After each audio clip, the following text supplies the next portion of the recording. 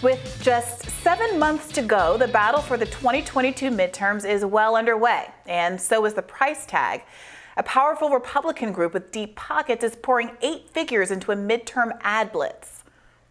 The right-leaning nonprofit, the Common Sense Leadership Fund, launched a super PAC 1854 spending, where it plans to dole out over $10 million in the 2022 cycle, according to Axios. Republicans and Democrats are throwing big money at this year's contest. Here to discuss how the 2022 cycle is expected to break records in terms of funding, our panelists, Alencia Johnson, Chief Impact Officer at 1063 West Broad, and Emily Jashinsky, Cultural Editor at The Federalist. Welcome. Thanks so much for joining us. So let's start off with you, Emily, on this one. What kind of impact do you think all of this money is going to have on the midterms? Well, yeah, I think the money is going to particular races, of course, where Republicans feel Democrats are the most vulnerable. And so obviously when you have a president with the approval rating this low, when you have an economy like this, and you have the Democrats in control of Congress, it's, a good cycle. Historically, that has meant good things for Republicans, and they definitely feel the wind is at their back. I mean, if you're talking to Republicans, 100% they feel the wind is at their back. They feel like this could actually be historic, even not just in the House, but even in the Senate. 2022 and also even to 2024. But there are a lot of races in particular where Democrats are vulnerable in 2022 in rural areas.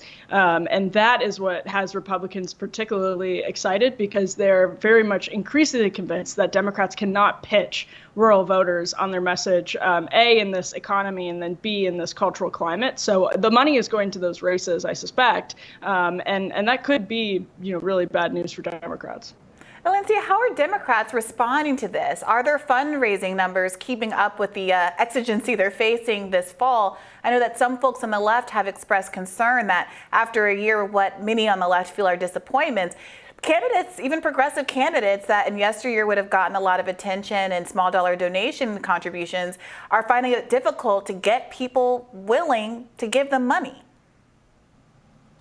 It is frustrating when we think about the promises that were made to Democrats and how slow some of those things have been achieved. And, to your point, a lot of people are trying to figure out, do my dollars, is my $20, my $30, my $5 contribution, is it going to matter in this race, given that, one, it will be the highest, one of the most expensive midterms that we've ever seen. One thing I do want to make clear, yes, all of this money is going into the super PAC. There are a lot of super PACs out here raising a lot of money and throwing money to challenge opponents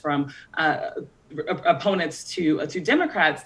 The reality is, though, the Democratic Senate Committee, as well as the Congressional Committee, actually are outspending the fundraising the Republican committees. Now, granted, the RNC is outraising the DNC, but when we look at the Congressional committees and the Senate committees, the Democrats do have an edge there. And so there is some support for the candidates and what is happening in the Senate races and the congressional races. Now, coupling that with what is happening in Congress and legislatively, we need to build on this momentum and build on some of the promises that have been kept and push for some more promises to be made and delivered upon, so that people will feel like they can contribute. We're 7 months away. It can still go any way. It's going to be a tight race, but we should see this report in Axios as an indicator that Republicans are fired up and they do see an opportunity here. And so Democrats have to continue to raise, and make sure that we're savvy in this midterms. Alencia, does that mean that there is a feeling, like many progressives hope, that some of the promises that Joe Biden made during his campaign are going to be trotted out and dangled as inducement to donate and then to later vote? Are we gonna finally get student debt cancellation? Are we gonna get marijuana legalization? Are we gonna get some of these big ticket, very popular items that can be done by executive order as a way to boost fundraising here?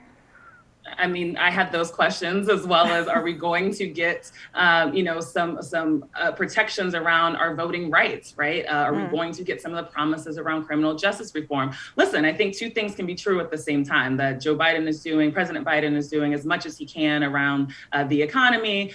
And he has a long way to go on some of these key pieces of legislation that so many Democrats in the presidential primary fought for, that Democrats are talking about, that congressional Democrats are talking about. I mean, Senator Elizabeth Warren wrote an op-ed earlier this week that talked about the promises that we need to deliver on in order to give people something to vote on. And so I think the combination with some of the feedback and the polling numbers, and unfortunately some of this strategic and strong investment from Republicans might push the administration in the right direction to make sure that some of these promises are made that will galvanize young voters, voters of color, and voters who feel as though sometimes their voices are not heard.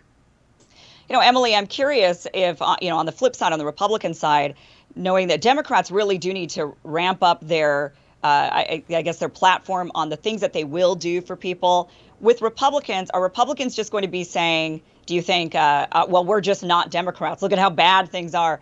So vote for us because we're not them. Or do you think there's actually going to be some campaigning on some of these things that are going to actually improve people's lives?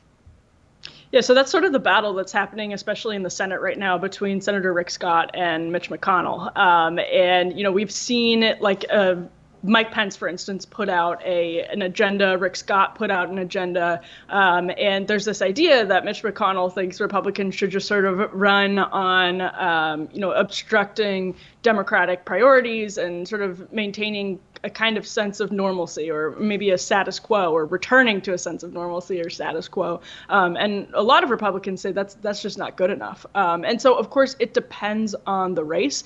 If you're Ron Johnson, you're going to run very differently from people in other states. If you're on the East Coast, you're going to run very differently than somebody on the West Coast, the South, the Midwest. It totally depends on the race, of course.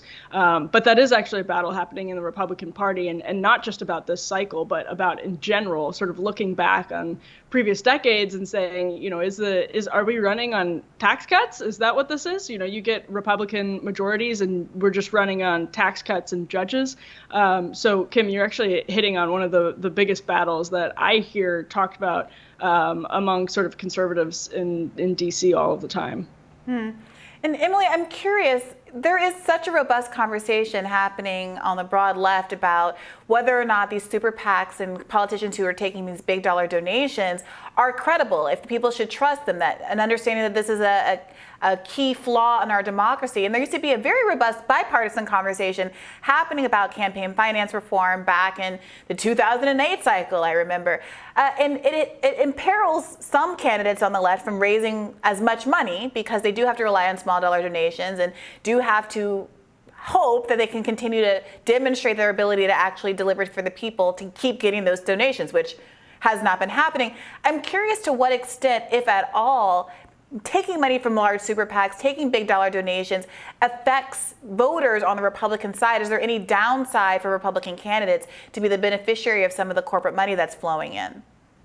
And that's a great question. And again, I think it does depend on the district. If you're running in a suburban district versus a rural district, I think that makes a difference, versus an urban district. I think that makes a difference. I wish that we're way more stigmatized on the Republican side than it is. And I actually did feel like we were moving in that direction. One of the reasons that a lot of people like Donald Trump is because they had the sense that he couldn't be bought, right? That it doesn't matter if you're some rich person throwing money at him. He has enough money, and that's sort of the perception voters had, that he just couldn't be bought. And so he also did really well with small dollar donations. And so I think, the party was sort of moving in that direction. So it remains to be seen. I haven't seen this actually surprisingly popping up in many primaries, which you'd think maybe it would. There's not enough conversation about it, but I do think, it should be more stigmatized than it is. And it is surprisingly not as stigmatized as it should be after the sort of Trump presidency. Well, thank you both for joining us, Emily and Alencia. Thank you. And we will have more Rising after this.